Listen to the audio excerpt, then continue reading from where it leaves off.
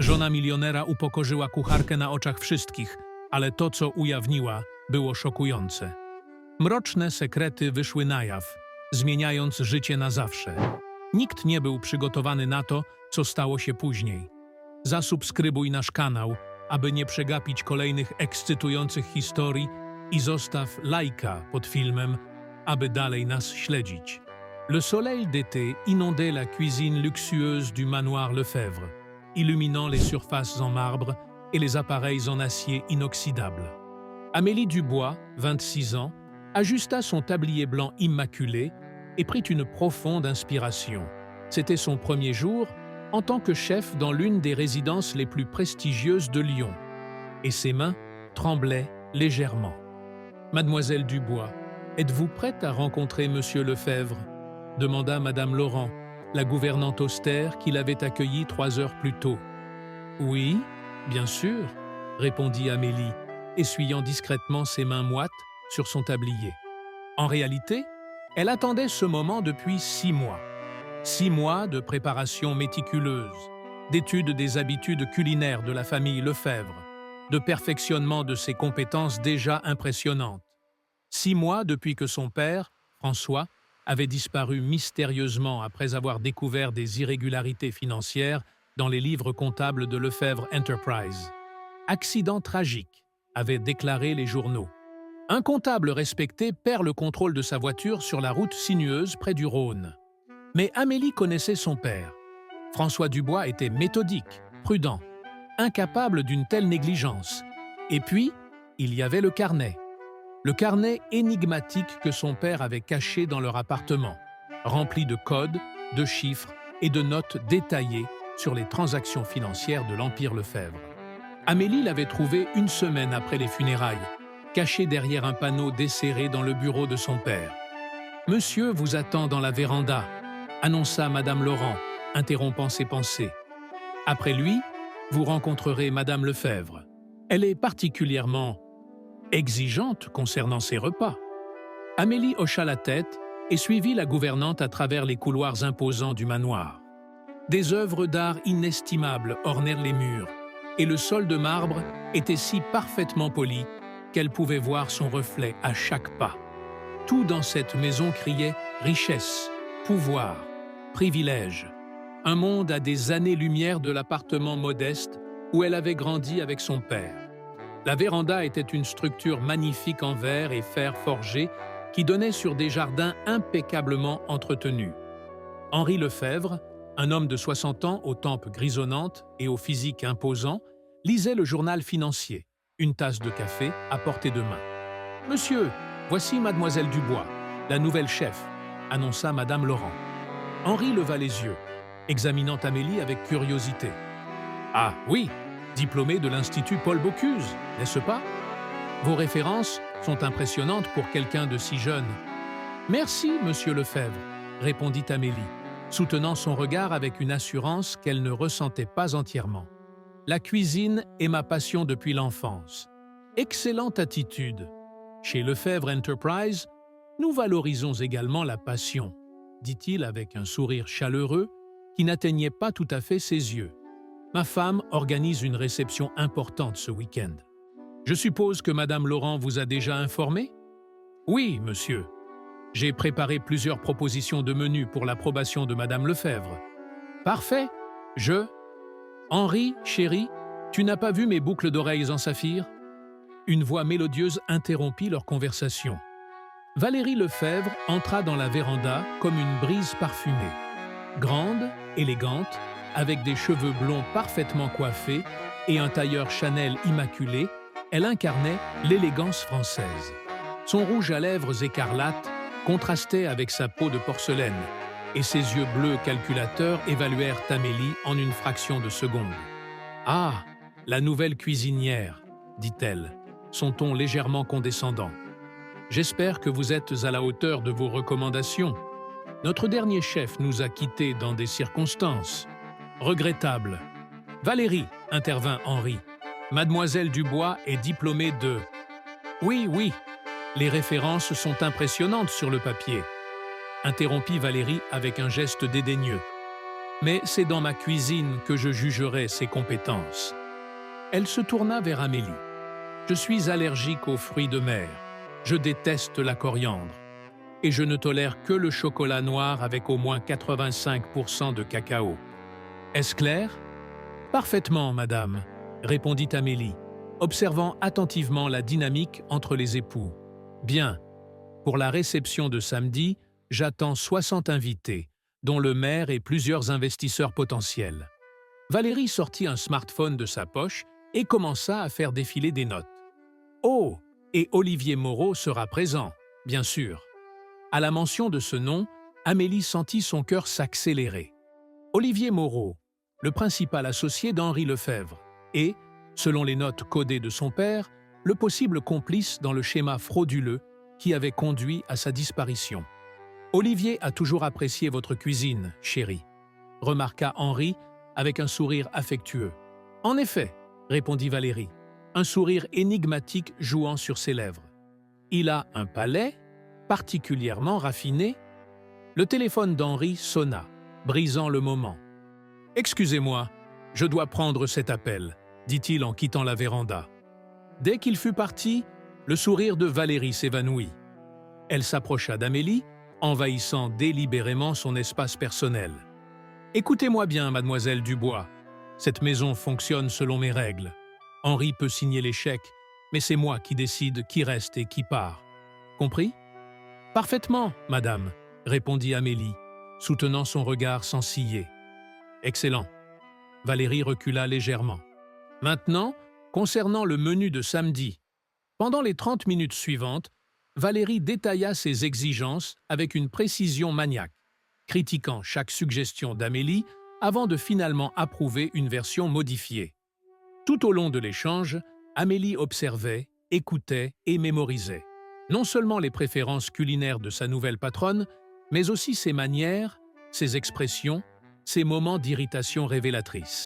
De retour dans la cuisine, Amélie commença immédiatement à organiser son espace de travail. Le chef pâtissier, un homme timide nommé Pascal, travaillait silencieusement dans son coin, jetant occasionnellement des regards curieux dans sa direction. « Elle est toujours comme ça ?» demanda finalement Amélie, tout en inventoriant les épices. Pascal jeta un regard nerveux vers la porte avant de répondre à voix basse. « Madame Lefebvre ? Oui, toujours, mais elle peut être bien pire. Vous êtes arrivé un jour calme.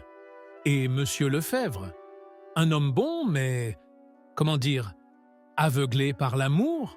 Ou peut-être simplement trop occupé par ses affaires pour voir ce qui se passe sous son toit ?» Pascal haussa les épaules. « Je ne fais que les desserts, moi. » Amélie hocha la tête, absorbant cette information.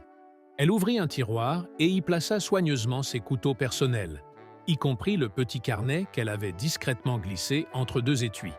Cette nuit-là, seule dans la petite chambre de service qui lui avait été attribuée sous les combles du manoir, Amélie sortit le carnet de son père et une photo encadrée. François Dubois, souriant fièrement lors de sa remise de diplôme. « J'y suis, papa », murmura-t-elle, caressant le visage sur la photographie. « Je découvrirai ce qui t'est vraiment arrivé, et je ferai payer les responsables. » Elle ouvrit le carnet et commença à réviser les notes cryptiques. Quelque part dans ces pages se trouvait la clé pour comprendre pourquoi un comptable respecté avait soudainement disparu après avoir travaillé sur les livres de Lefebvre Enterprise. Et Amélie était déterminée à trouver cette vérité, quelles que soient les conséquences. Les jours qui suivirent furent un tourbillon d'activités frénétiques pour Amélie. La préparation de la réception de Valérie exigeait une précision militaire. Des commandes de produits d'exception, des tests de recettes raffinées et d'innombrables dégustations où chaque bouchée était scrutée par le regard implacable de la maîtresse de maison. Plus de sel dans la sauce, moins de cuisson pour le filet, ordonnait Valérie, renvoyant les assiettes à peine entamées.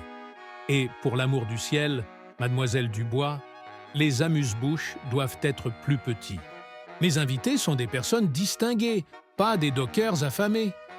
Amélie encaissait les critiques avec un calme apparent, tout en observant les allées et venues dans le manoir.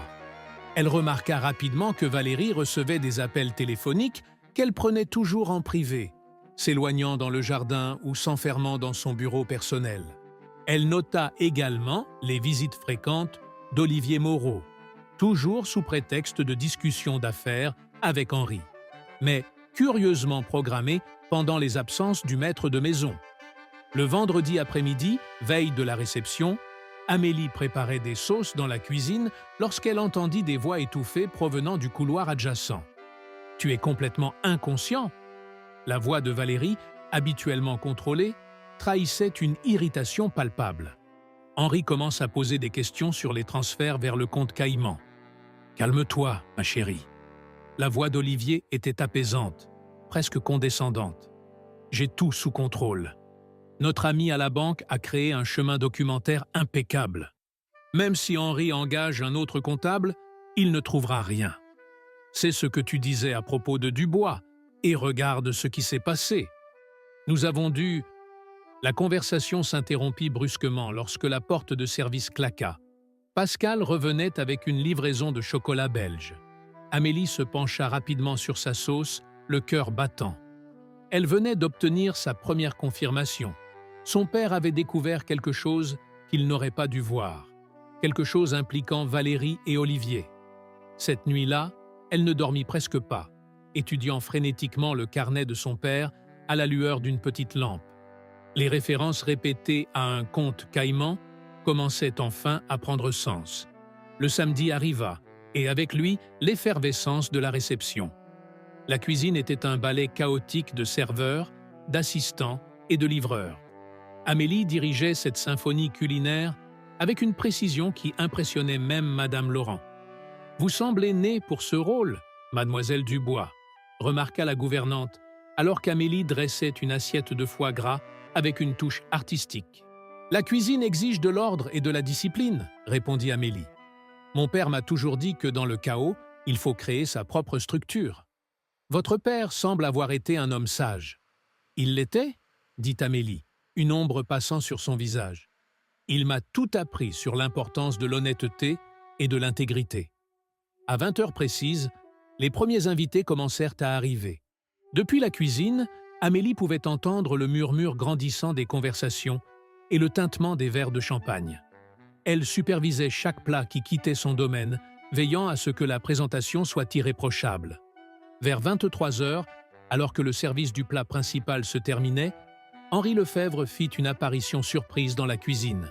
« Mademoiselle Dubois », dit-il, son visage habituellement sévère adouci par quelques verres de vin. « Je tenais personnellement à vous féliciter. Le dîner est un triomphe absolu. »« Merci, monsieur Lefebvre », répondit Amélie, surprise par cette visite inattendue. « Mes invités n'ont que des éloges pour votre cuisine. Le maire a même demandé si vous pourriez partager la recette de votre soufflé au fromage avec son chef. » Amélie sourit, sincèrement touchée par le compliment. Pendant un instant, elle oublia presque sa mission, savourant la reconnaissance professionnelle. « C'est une recette de mon père, en fait, » dit-elle doucement. « Il adorait cuisiner. »« Vraiment ? Que fait-il dans la vie, votre père ?» La question innocente la ramena brutalement à la réalité. « Il était comptable ?» répondit-elle, observant attentivement la réaction d'Henri. « Il n'est plus là maintenant. » Une ombre passa sur le visage d'Henri. « Je suis désolé de l'apprendre, » dit-il avec ce qui semblait être une sincérité authentique. « Monsieur Lefebvre, » intervint un serveur. « Madame vous demande dans le grand salon. Monsieur le maire souhaite discuter du projet riverain. » Henri hocha la tête et se tourna vers Amélie. « Le devoir m'appelle. »« Encore bravo, mademoiselle Dubois. » Après son départ, Amélie termina la préparation des desserts avec Pascal, puis décida de saisir l'opportunité offerte par la réception pour explorer discrètement le manoir. Sous prétexte de superviser le service, elle se glissa hors de la cuisine, naviguant habilement entre les invités en tenue de soirée. Le bureau d'Henri était verrouillé, comme elle s'y attendait. Mais celui de Valérie, adjacent à leur chambre au premier étage, était accessible. Amélie s'y glissa furtivement, fermant la porte derrière elle. La pièce était un sanctuaire d'élégance froide, mobilier Louis XV, tapis persan, et une vue imprenable sur les jardins illuminés. Amélie commença à examiner méthodiquement le bureau, cherchant tout document qui pourrait corroborer les notes de son père. Les tiroirs supérieurs ne contenaient que de la correspondance mondaine et des factures de designers de luxe. Mais le tiroir du bas était verrouillé. Utilisant une épingle à cheveux, une compétence acquise dans sa jeunesse rebelle, Amélie parvint à forcer la serrure. À l'intérieur se trouvait un dossier rouge portant l'inscription « Projet Midas ». Elle l'ouvrit avec des mains tremblantes et découvrit des relevés bancaires, des contrats et une série de correspondances entre Valérie et une banque des îles Caïmans. Les documents confirmaient les soupçons de son père. Des millions d'euros détournés des comptes de Lefebvre Enterprise vers des sociétés écrans. Le bruit soudain de talons hauts dans le couloir la fit sursauter. Amélie photographia rapidement plusieurs documents avec son téléphone, remit le dossier en place et referma le tiroir. Elle se précipita vers la salle de bain attenante juste au moment où la porte du bureau s'ouvrait. « Je t'assure, Henri ne soupçonne rien », la voix de Valérie flottait à travers la porte entr'ouverte de la salle de bain. « Il est trop occupé à impressionner le maire avec ses projets philanthropiques.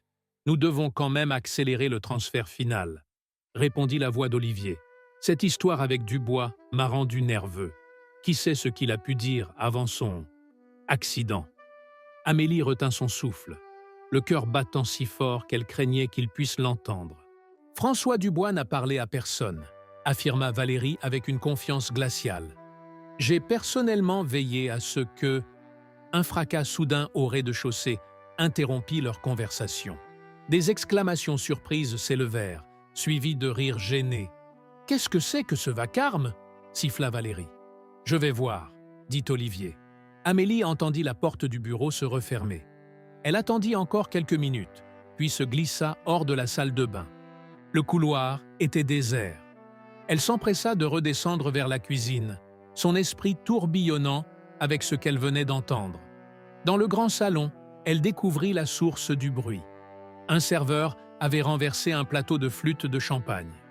Mais ce n'était pas n'importe quel serveur, c'était Lucas, un jeune homme qu'elle avait remarqué travaillant dans les jardins plus tôt dans la semaine.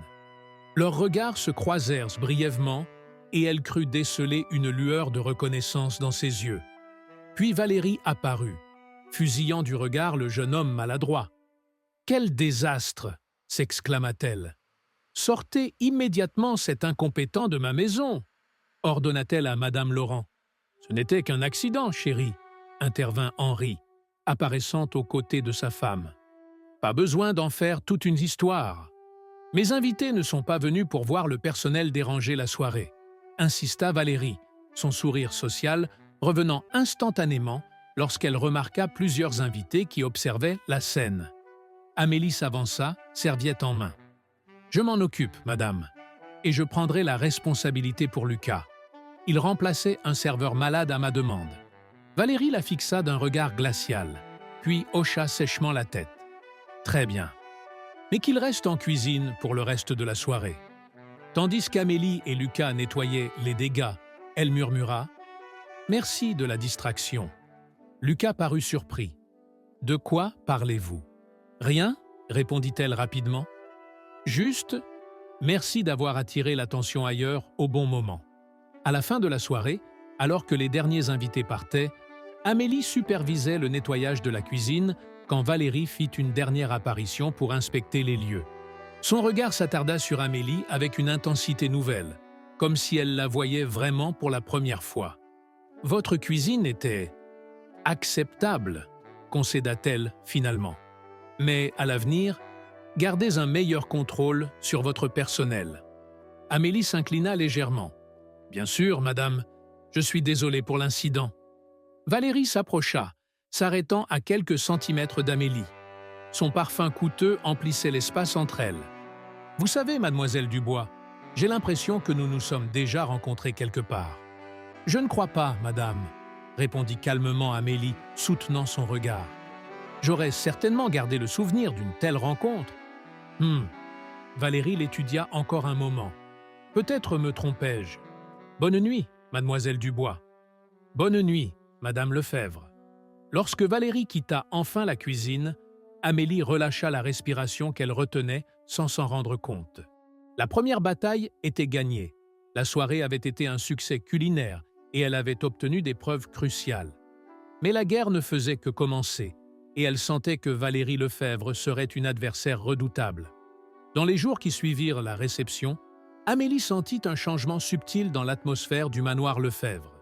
Valérie la surveillait avec une attention accrue, apparaissant sans prévenir dans la cuisine pour des inspections improvisées.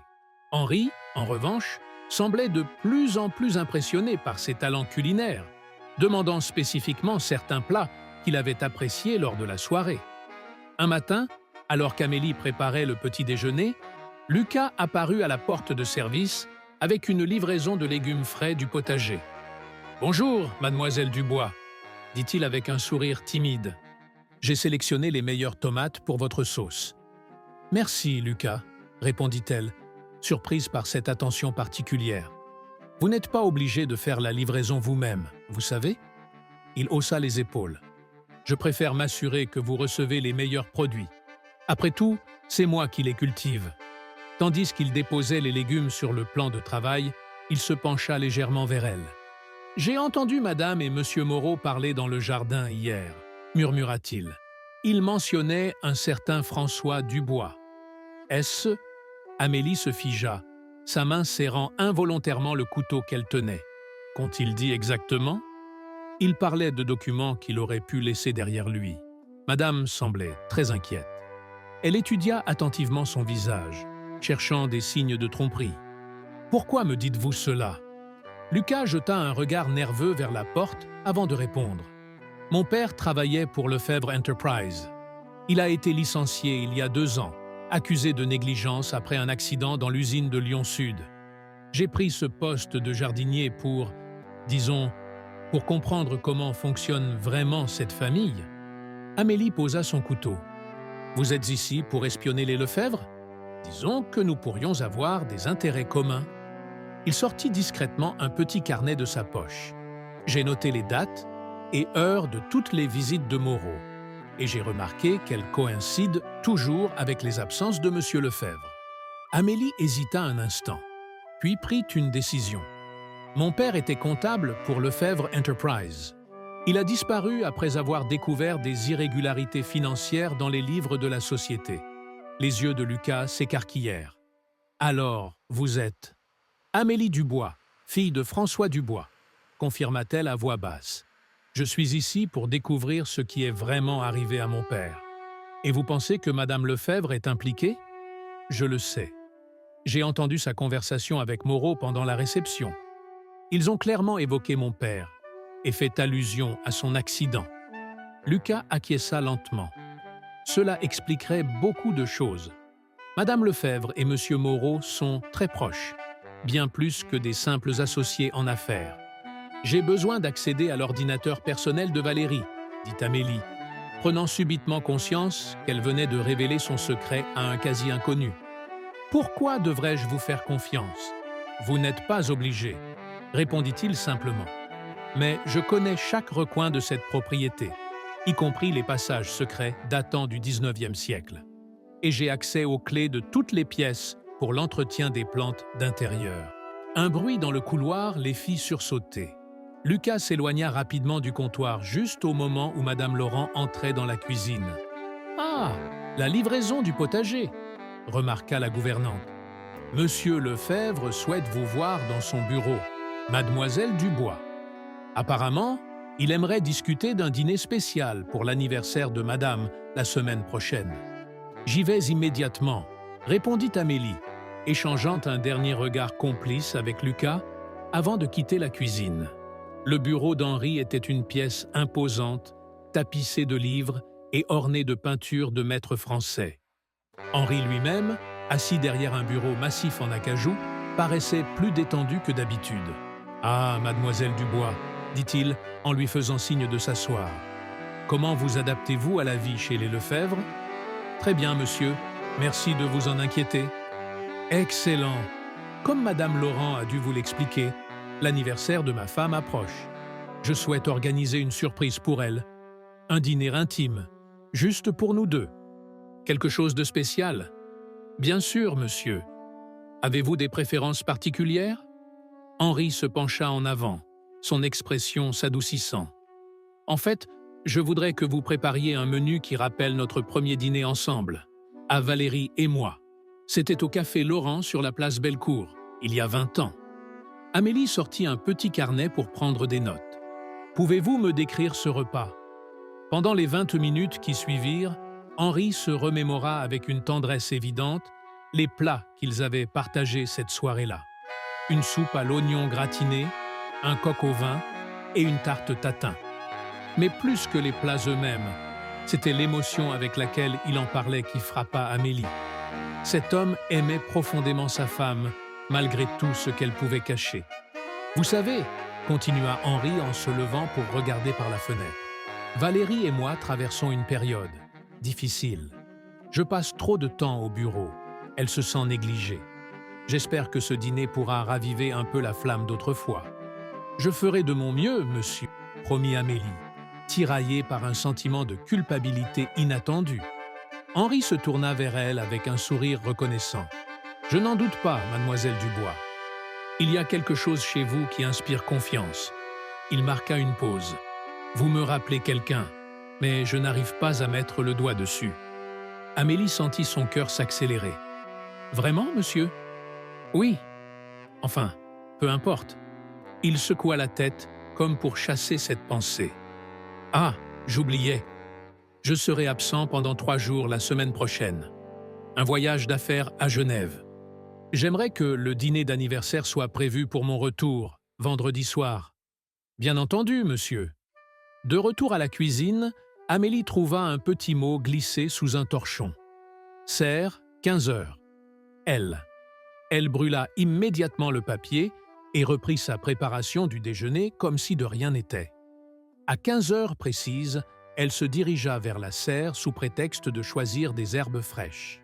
Lucas l'y attendait, entouré de plantes exotiques et de l'humidité tiède caractéristique des serres. « Personne ne vient jamais ici l'après-midi, » expliqua-t-il. « C'est le moment de la sieste de Madame Laurent, et Madame Lefebvre a sa séance de yoga. »« Qu'avez-vous découvert ?» demanda Amélie, allant droit au but. « J'ai réussi à photographier l'agenda de Valérie. Regardez ces dates. » Il lui montra son téléphone. « Chaque mardi, elle a un rendez-vous noté simplement OM, Olivier Moreau, j'imagine. Et devinez quoi? Ces rendez-vous ont lieu dans un appartement à Croix-Rousse, pas dans les bureaux de Lefebvre Enterprise. » Amélie examina les photos. « Ce n'est pas une preuve de fraude financière, juste d'infidélité. » « Il y a plus, » dit Lucas en faisant défiler les images. « J'ai aussi photographié des relevés bancaires que j'ai trouvés dans sa corbeille à papier. Des virements mensuels vers une société appelée Midas Consulting au Caïman. Le même nom que dans le dossier que vous avez trouvé. » Amélie sentit l'excitation monter en elle. C'est exactement ce que mon père avait commencé à documenter dans son carnet. Mais nous avons besoin de plus de preuves, quelque chose que nous pourrions montrer à Henri ou aux autorités. « J'ai peut-être une idée, » dit Lucas en baissant encore plus la voix.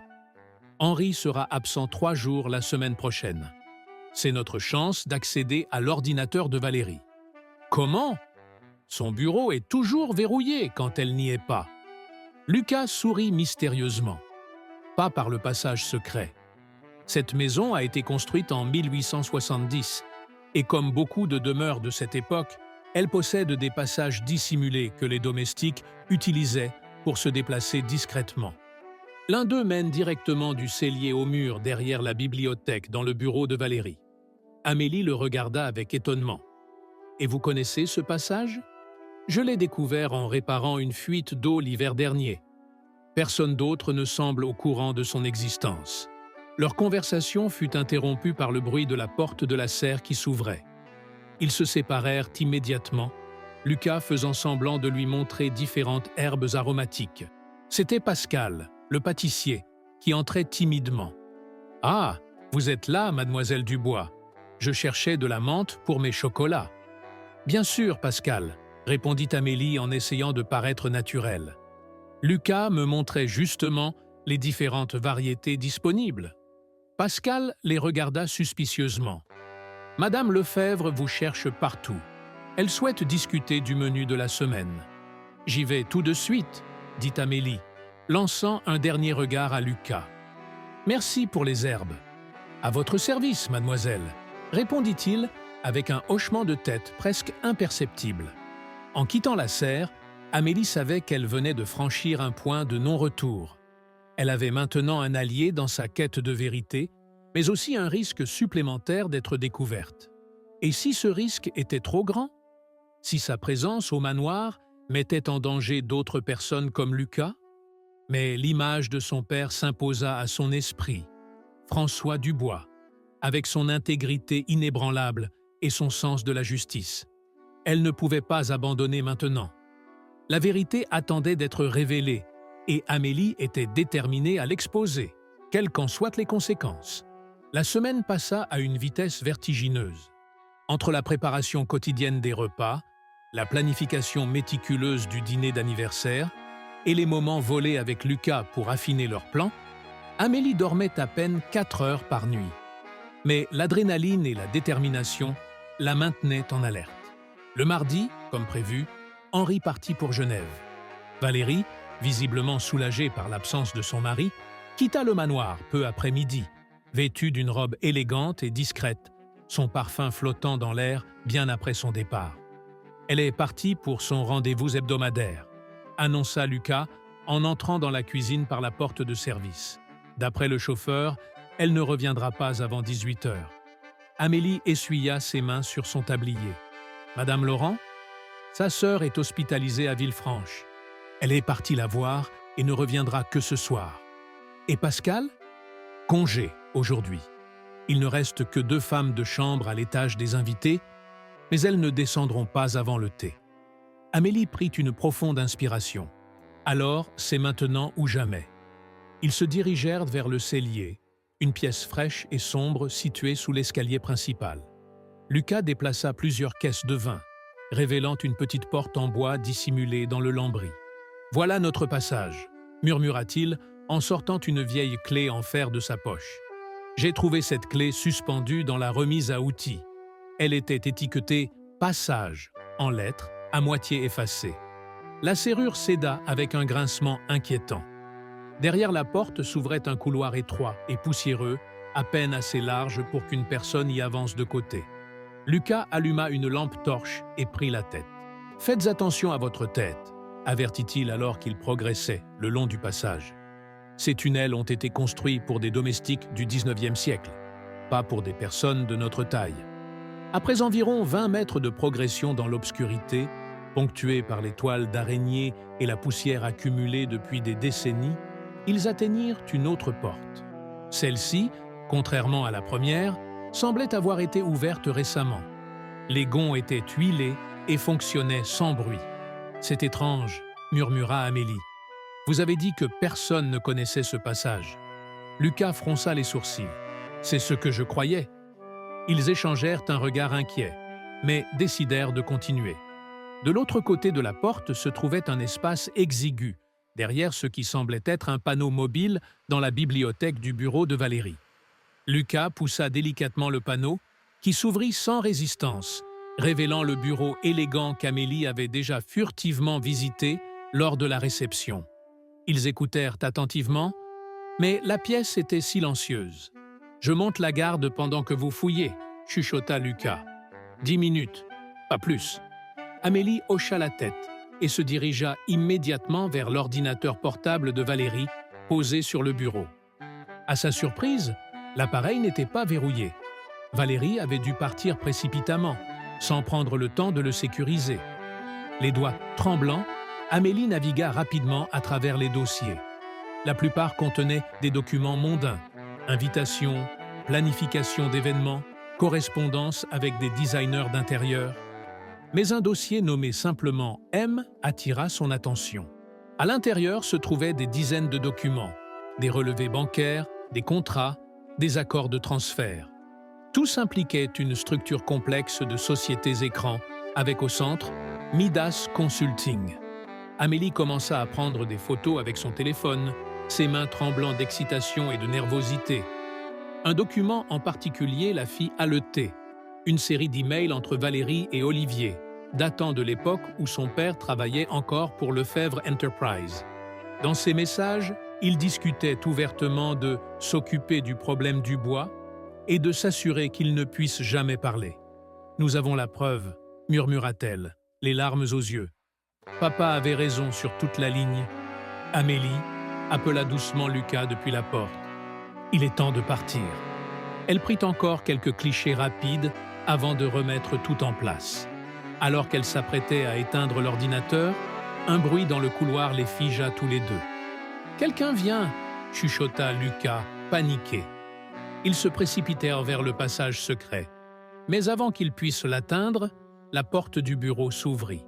Valérie Lefebvre se tenait dans l'encadrement, magnifique et terrifiante dans sa fureur contenue. « Eh bien, » dit-elle d'une voix dangereusement calme, « que se passe-t-il donc ici ?» Amélie et Lucas échangèrent un regard désespéré. Il n'y avait aucune explication plausible à leur présence dans ce bureau supposément verrouillé. « Madame Lefebvre, » commença Amélie, « ce n'est pas ce que vous croyez. »« Oh, je pense que c'est exactement ce que je crois, » l'interrompit Valérie en s'avançant dans la pièce. « La question est, que croyez-vous avoir trouvé exactement, Mademoiselle Dubois? Ou devrais-je dire, Mademoiselle Dubois, fille de François Dubois ?» Le sang d'Amélie se glaça. « Vous saviez ?» Un sourire cruel apparut sur les lèvres parfaitement maquillées de Valérie. « Depuis le premier jour, ma chère, votre candidature était trop parfaite, vos références trop impeccables. J'ai fait mes recherches après notre première rencontre. La ressemblance avec votre père est frappante. Alors pourquoi m'avoir engagé ?» demanda Amélie, gagnant du temps alors que son esprit cherchait désespérément une issue. Curiosité, peut-être. Ou peut-être voulais-je vous garder près de moi, où je pouvais vous surveiller. Valérie se tourna vers Lucas. Quant à vous, je savais que vous étiez un problème dès le début. Fils de Bernard Miller, n'est-ce pas? Encore un autre employé qui ne comprenait pas où se trouvait sa place. Lucas serra les poings. Mon père n'a jamais causé cet accident. Il a été piégé parce qu'il posait trop de questions sur les conditions de sécurité dans l'usine. Les détails sont sans importance maintenant, dit Valérie en faisant un geste dédaigneux de la main. Elle sortit son téléphone. Je vais appeler la sécurité et ensuite la police. Intrusion, vol potentiel, espionnage industriel, les charges s'accumuleront assez vite, j'en suis sûr. Avant de faire ça, intervint Amélie avec un calme qui la surprit elle-même. Vous devriez savoir que j'ai déjà envoyé les preuves de votre fraude financière et de votre implication dans la disparition de mon père à mon avocat. Si nous n'envoyons pas un message de confirmation toutes les 12 heures, il transmettra tout aux autorités. Le bluff était risqué, mais c'était la seule carte qu'elle pouvait jouer. Les yeux de Valérie se plissèrent dangereusement. « Vous mentez. Voulez-vous vraiment prendre ce risque ?» Amélie s'avança d'un pas, puisant du courage dans sa colère. « J'ai les emails où vous discutez avec Olivier de vous occuper de mon père. J'ai les relevés bancaires montrant les millions détournés vers Midas Consulting. J'ai tout. » Un éclair de doute traversa le visage de Valérie. Sa main tenant le téléphone trembla légèrement. « Qu'est-ce que vous voulez ?» demanda-t-elle finalement. « La vérité, » répondit simplement Amélie. « Je veux savoir exactement ce qui est arrivé à mon père. Et je veux que vous et Olivier payiez pour vos crimes. » Un rire sans joie s'échappa des lèvres de Valérie. « Vous êtes bien naïve. Vous pensez réellement qu'Henri vous croira, vous, une simple cuisinière, plutôt que sa femme depuis 20 ans? Je pense qu'il croira les preuves, dit Amélie. Et je pense qu'au fond, il soupçonne déjà quelque chose. Pourquoi croyez-vous qu'il passe tant de temps au bureau? Il vérifie les comptes, n'est-ce pas? Il refait le travail que mon père avait commencé. » Une ombre passa sur le visage de Valérie, confirmant l'intuition d'Amélie. « Henri ne comprend rien aux affaires, » cracha Valérie. « Sans moi, sans mes relations, Lefebvre Enterprise ne serait qu'une entreprise familiale médiocre. J'ai créé cet empire. En volant votre propre mari, intervint Lucas. En détruisant des vies innocentes comme celle du père d'Amélie. Des dommages collatéraux, répondit froidement Valérie. François était trop curieux pour son propre bien. Tout comme vous deux, apparemment. Amélie remarqua que la main de Valérie s'était glissée vers le tiroir de son bureau, le même tiroir où elle avait trouvé le dossier rouge lors de la réception. Instinctivement, elle sut que quelque chose de dangereux s'y trouvait. « Ne bougez pas !» cria-t-elle en s'élançant vers Valérie. Tout se passa très vite. Valérie ouvrit brusquement le tiroir. Lucas se jeta en avant pour protéger Amélie. Le bruit d'une détonation résonna dans la pièce élégante. Puis le silence. Amélie ouvrit les yeux, qu'elle avait fermés instinctivement. Lucas était devant elle, indemne. Valérie se tenait figée, un petit pistolet à la main, les yeux écarquillés de stupeur. Dans l'encadrement de la porte se tenait Henri Lefebvre, le visage pâle comme un linceul. « Henri !» murmura Valérie, le pistolet tombant de sa main tremblante. « Tu étais à Genève ?»« J'ai annulé mon voyage, » répondit-il d'une voix à peine audible. « J'avais besoin de vérifier quelque chose dans les livres de comptes, quelque chose qui me troublait depuis des mois. » Ses yeux se posèrent sur l'arme au sol, puis sur Amélie. « J'ai tout entendu, Valérie, tout. » Le visage de Valérie se décomposa, puis se recomposa presque instantanément en un masque de contrôle parfait. « Tu ne comprends pas, chérie. Ces personnes sont entrées par effraction. Elles voulaient voler nos secrets commerciaux. J'ai simplement essayé de nous protéger. »« Arrête !» dit Henri, sa voix maintenant ferme. « J'ai entendu chaque mot. François Dubois, les détournements de fonds, Midas Consulting. » Il se tourna vers Amélie. « Vous êtes sa fille, n'est-ce pas?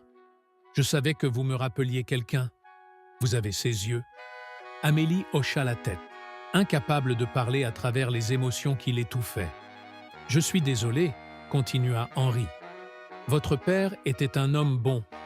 J'aurais dû voir ce qui se passait sous mon propre toit. » Il se tourna vers Valérie, dont le masque commençait à se fissurer. « Quant à toi, Valérie, tout est fini. J'ai appelé la police en entendant le coup de feu. Ils seront là dans quelques minutes. » Un cri de rage pure s'échappa de la gorge de Valérie. Elle se jeta sur le téléphone posé sur son bureau. « Olivier, ils savent tout. Viens immédiatement et apporte-les. » Henri lui arracha le téléphone des mains. Trop tard. J'ai déjà parlé à Olivier ce matin. Il a tout avoué en échange d'une réduction de peine. C'est fini, Valérie. Le visage de Valérie se déforma sous l'effet de la fureur et du désespoir. Dans un dernier geste de défi, elle tenta de récupérer l'arme au sol, mais Lucas fut plus rapide. Il la maîtrisa fermement, mais sans violence, jusqu'à l'arrivée des sirènes de police qui commençaient à retentir au loin. Henri s'approcha d'Amélie, qui tremblait maintenant de manière incontrôlable, la réaction post-adrénaline prenant le dessus. « Mademoiselle Dubois, » dit-il doucement, « je ne pourrai jamais réparer ce que ma femme a fait à votre père, mais je vous promets que justice sera rendue, et je vous aiderai de toutes les façons possibles. » Amélie leva les yeux vers cet homme brisé par la trahison, mais dont l'intégrité restait intacte. « Mon père vous respectait beaucoup, monsieur Lefebvre. Il disait toujours que vous étiez un homme d'honneur. » Un faible sourire apparut sur le visage fatigué d'Henri.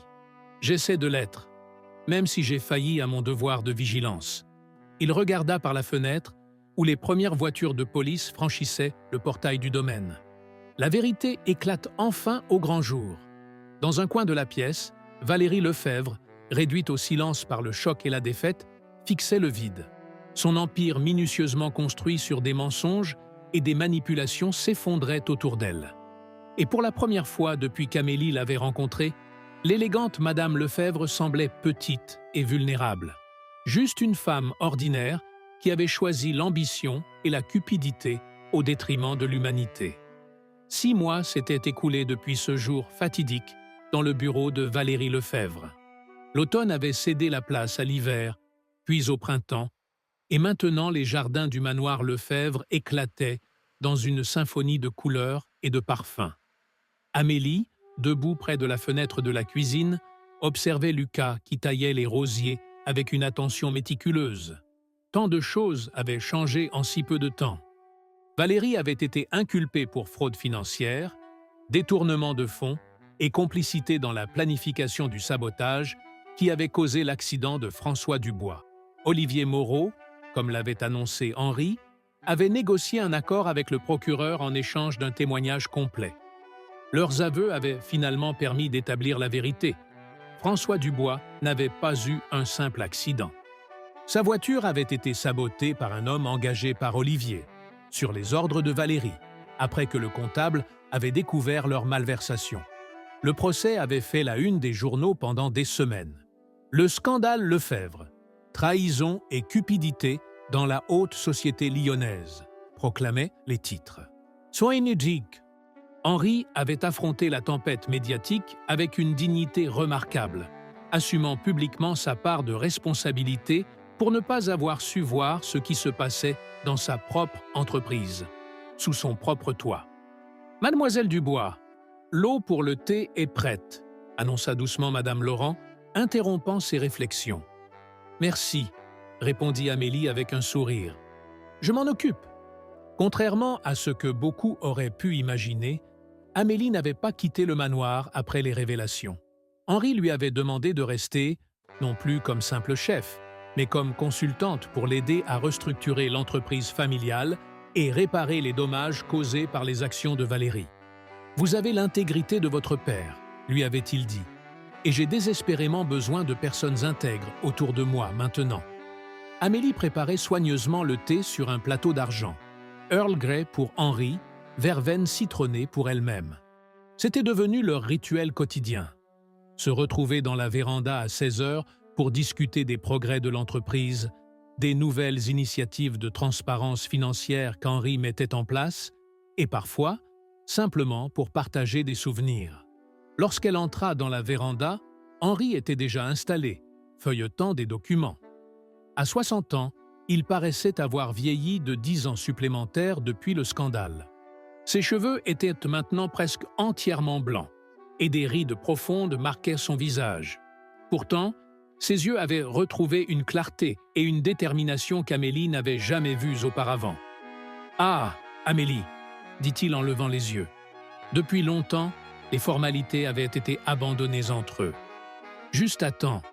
J'ai reçu les derniers rapports d'audit ce matin. » Elle posa le plateau et servit le thé.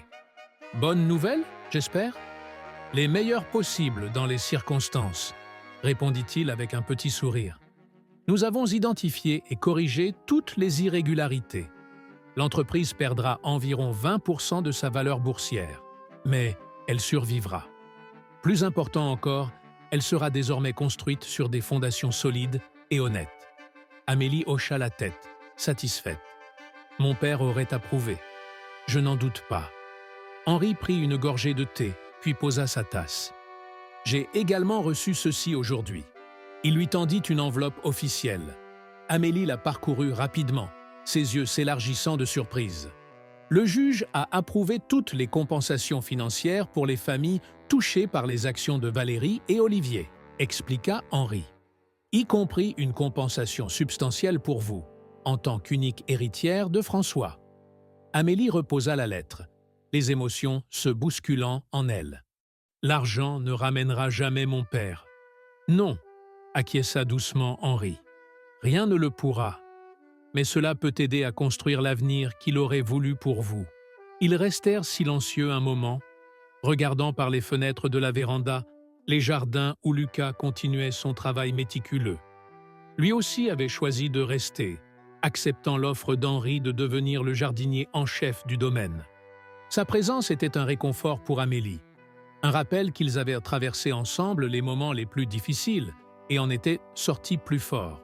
« J'ai pris une décision », dit finalement Amélie en reposant sa tasse. « Concernant votre offre, Henri l'avait encouragée à utiliser sa compensation pour ouvrir son propre restaurant.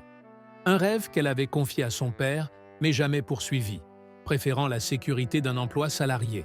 « Eh ?»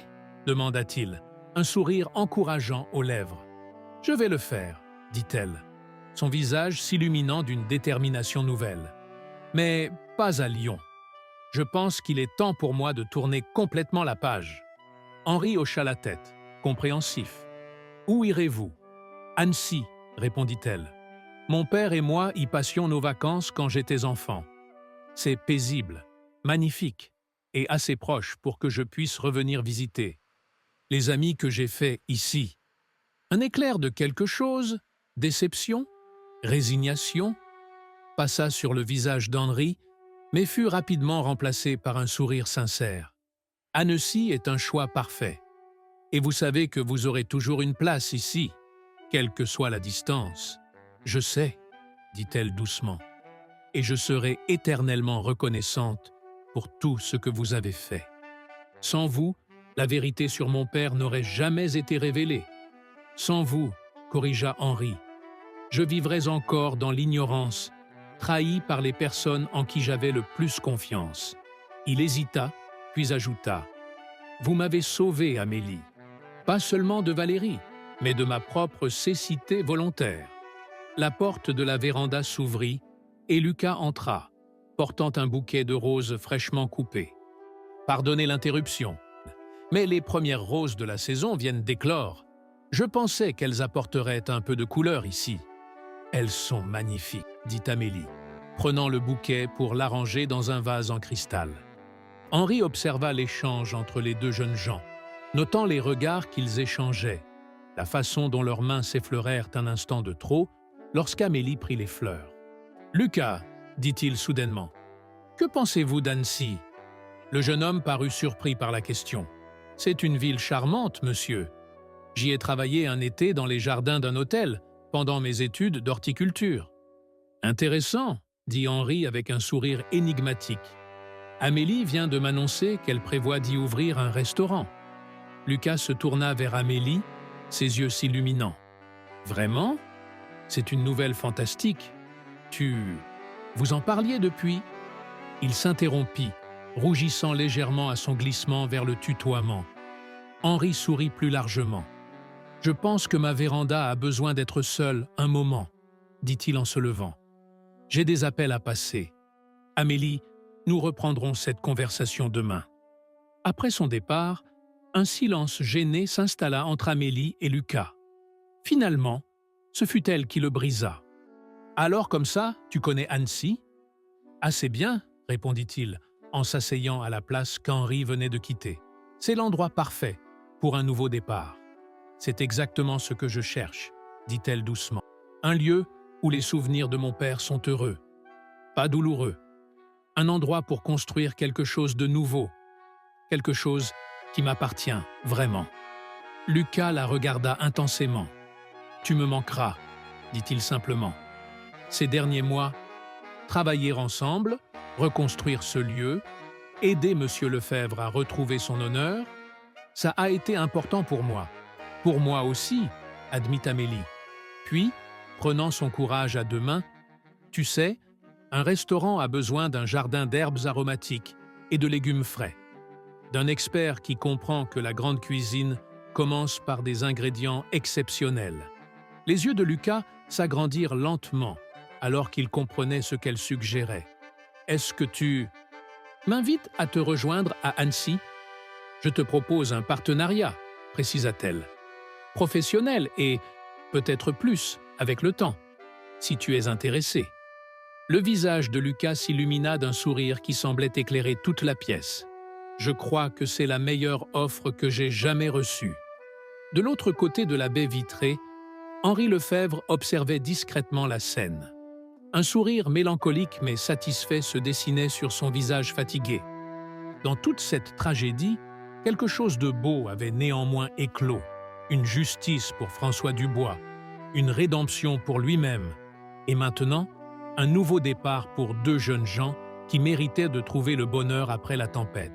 3 mois plus tard, dans une petite rue pittoresque d'Annecy, un nouveau restaurant ouvrait ses portes.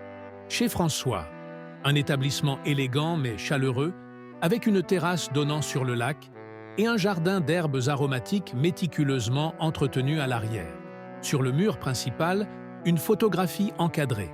François Dubois, souriant fièrement, tenant par l'épaule sa fille le jour de son diplôme de cuisine. Amélie, vêtue de sa veste de chef blanche, accueillait personnellement chaque client, tandis que Lucas veillait à ce que chaque table soit décorée de fleurs fraîches du jardin. Et pour l'inauguration, un invité d'honneur. Henri Lefebvre, visiblement ému mais rayonnant de fierté paternelle, alors qu'il levait son verre pour porter un toast. À François, dit-il solennellement, dont l'intégrité a inspiré sa fille à chercher la vérité, à Amélie et Lucas, qui ont eu le courage de l'exposer, et à tous ceux qui croient encore que l'honnêteté et la justice finiront toujours par triompher. Les vers s'entrechoquèrent, cristallins comme la promesse d'un avenir lumineux bâti sur les fondations de la vérité enfin révélée.